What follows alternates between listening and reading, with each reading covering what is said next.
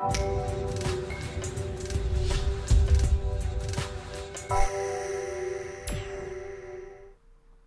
guys, so as you can see behind me, I've got my drums all laid out on my bed.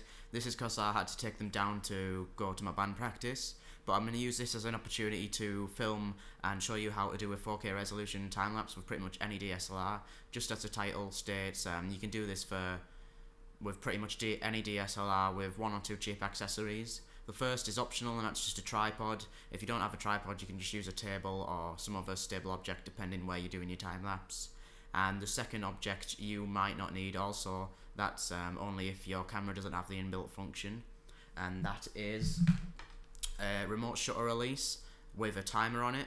You can get these really cheap for about £15, $15 off either eBay or Amazon. I will put a link in the description for the one that I bought off Amazon. But like I say, some cameras do have an inbuilt function of being able to take a photo at timed intervals, but if not, you can get one of these for really cheap, and you just can program in when to take the photos and how many photos to take. So if you've got all of them, you've got what you need to make a 4K resolution time-lapse, and you can get started. So there are a couple of things you're going to have to change on your camera, or make sure that I've got enabled or disabled on your camera. But first, I'm just going to show you some of the settings on this remote shutter release. So on this particular model, you can either set a delay for shooting, you can set a long exposure, you can set intervals, and you can also set the number of shots you want to take, as well as to have the beeping enabled for each shot that is taken. The one that we're going to use for the time-lapse is interval. So if you go to interval, press set, you can then change how often you want a photo to be taken. If you're going to take maybe an hour or two, maybe of the sky or something, then you might want to go every 5 seconds, but because setting up my drum kit is going to be a bit quicker than that, I'm going to go once every 2 seconds. Now the only thing you're going to be limited by is your battery and your memory card. You're most likely to fill your memory card before your battery, or at least that is the case with my 32GB memory card on my Canon 600D. You'll get about 1,300 photos from a 32GB memory card, or at least I have the last 3 times I've done it. But once you've got that sorted, that's this part set up, you can then just press start and stop, and that'll send a signal down this cable to the camera and take a photo every 2 seconds. You also want to make sure you set the number to the highest it will go, which is, if you press 1 down from 1, it will have 2 dashes, and that'll just be infinite, as many as you can fit on your camera. And then that will take a photo every 2 seconds now.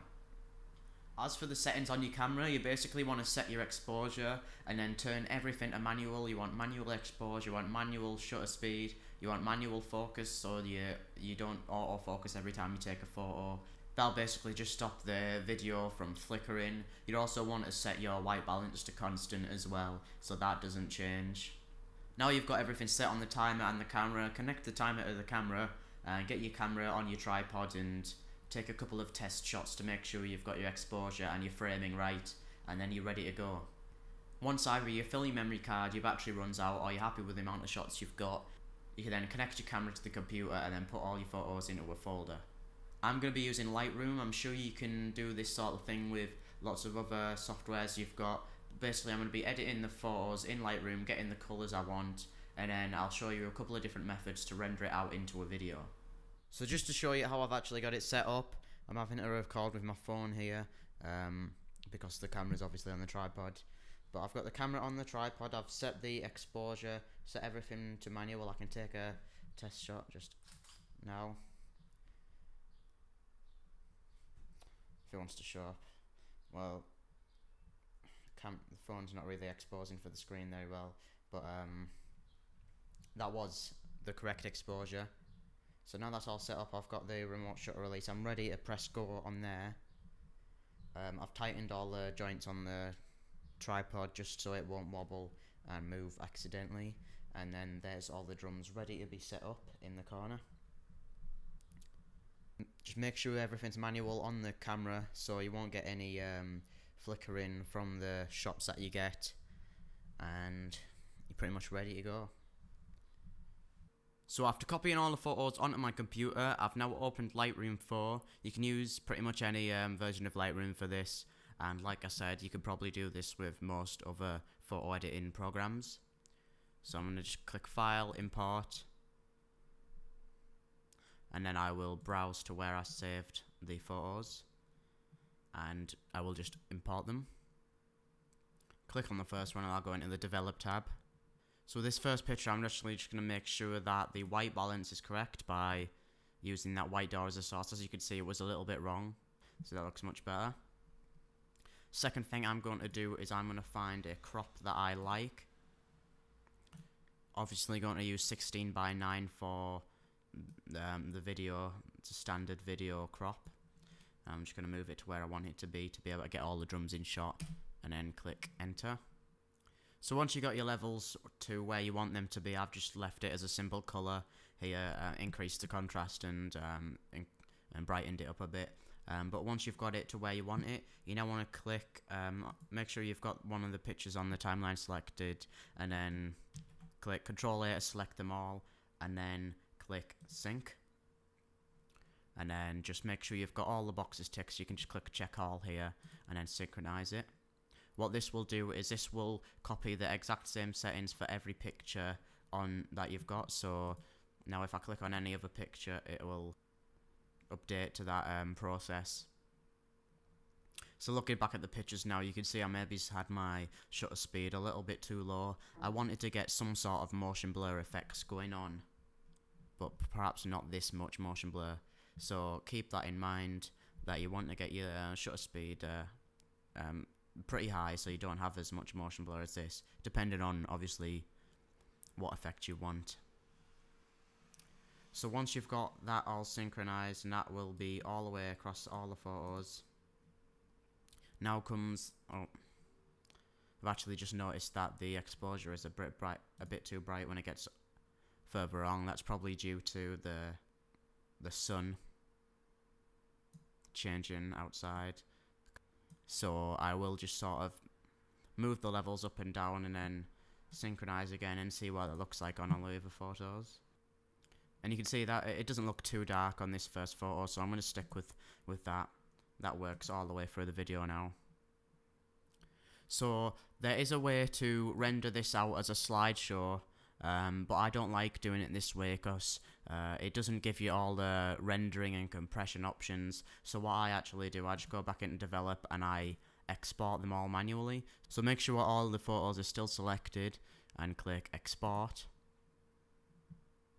And you're going to want to put them in a specific folder, otherwise they're just going to go all over the place. I'm going to go back into this hard drive because it's got a lot of free space. This can take up a lot of space if you've got a few thousand photos. I've only got about 500. And then just choose that folder to import them into. As for the file type, I'm going to leave it as a TIFF.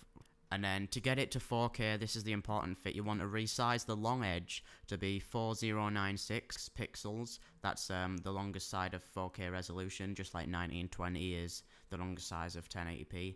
So make sure you've got this sorted. I'm going to put it at 300 pixels per inch to get the best quality as well.